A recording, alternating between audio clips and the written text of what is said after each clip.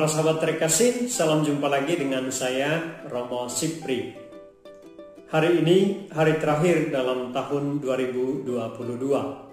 Beberapa jam lagi kita akan memasuki tahun baru, tahun 2023. Sebagaimana lazimnya, akhir tahun menjadi kesempatan bagi setiap orang, setiap komunitas atau setiap lembaga untuk berhenti sejenak, merenung, melihat kembali masa lalu, perjalanan sepanjang tahun yang telah lalu, dan kemudian melihat apa yang perlu kita bangun untuk tahun baru, tahun berikutnya.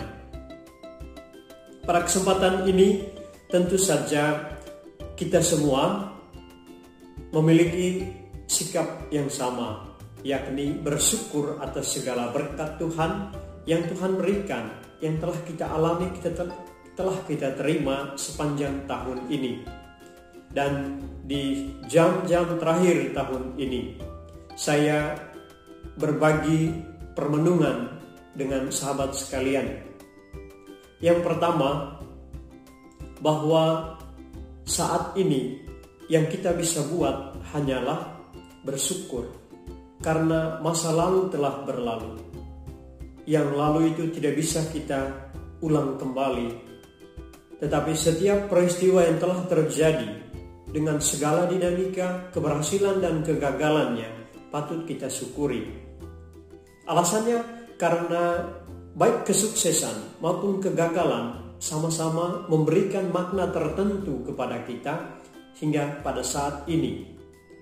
Kesuksesan membuat kita bersukacita, kegembiraan membuat kita makin yakin akan berkat Tuhan. Tetapi ingat, kegagalan juga adalah cara Tuhan memberi kita pelajaran tertentu untuk memiliki kekuatan, untuk memiliki kesanggupan menghadapi badai-badai kehidupan di masa-masa yang akan datang. Karena itu, baik sukses maupun gagal, baik peristiwa sedih maupun senang, kita syukuri semuanya. Dan kita percaya melalui semua peristiwa yang telah kita alami, yang telah kita lalui, Tuhan memberi kita pelajaran tertentu yang berguna bagi kita untuk mengantisipasi masa depan kita dengan segala dinamikanya yang kita sendiri tidak tahu. Sehingga orang bilang yang pasti itu masa sekarang, masa lalu itu yang telah berlalu itu hanya menjadi kenangan, dan masa depan masih misteri. Karena itu saudara-saudari terkasih, keyakinan akan berkat Tuhan yang telah kita terima melalui semua peristiwa-peristiwa sedih, senang, susah atau gampang, gagal atau sukses di masa lalu, Tuhan punya satu strategi tertentu untuk mengantisipasi masa depan. Dan sebentar lagi kita akan memasuki tahun baru. Para ahli mengatakan kalau tahun ini tahun yang amat susah, tapi tahun depan bisa jadi tahun yang lebih berat. Apakah dengan itu kita menghadapi tahun baru dengan pesimis, ataukah kita menghadapi tahun baru dengan antusiasme, dengan optimisme? Pertanyaan ini hanya bisa dijawab dengan satu keyakinan, bahwa tahun baru, tahun depan, besok yang masih misteri itu sanggup kita lampaui karena kita punya satu pegangan, satu kekuatan, yakni Allah beserta kita. Dalam Injil Yohanes, dalam prolog Injil Yohanes bab 1 ayat 1 sampai 18, Tuhan sudah menegaskan bahwa Ia telah menjadi manusia dan diam di antara kita. Karena itu, menghadapi tahun baru, hari esok yang merupakan misteri bagi kita semua, kita punya satu pegangan, kita punya satu keyakinan yang membuat kita menghadapi masa depan dengan optimis adalah bahwa sabda Allah telah menjadi manusia dan diam di antara kita. Kalau Allah diam di antara kita, maka perjalanan setiap orang beriman adalah perjalanan bersama Tuhan. dan waktu yang akan kita lalui adalah waktu yang sudah disentuh oleh kehadiran kasih Allah melalui putranya Yesus Kristus.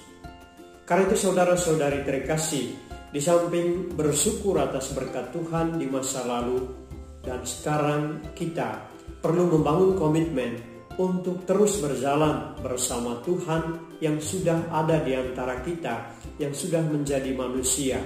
Dia menjadi terang yang menghalau kegelapan, dan setiap orang yang percaya kepadanya diberi kuasa untuk menjadi anak-anak Allah. Karena itu, di tahun yang baru, tahun 2023, berjalanlah bersama Dia yang sudah ada di tengah kita.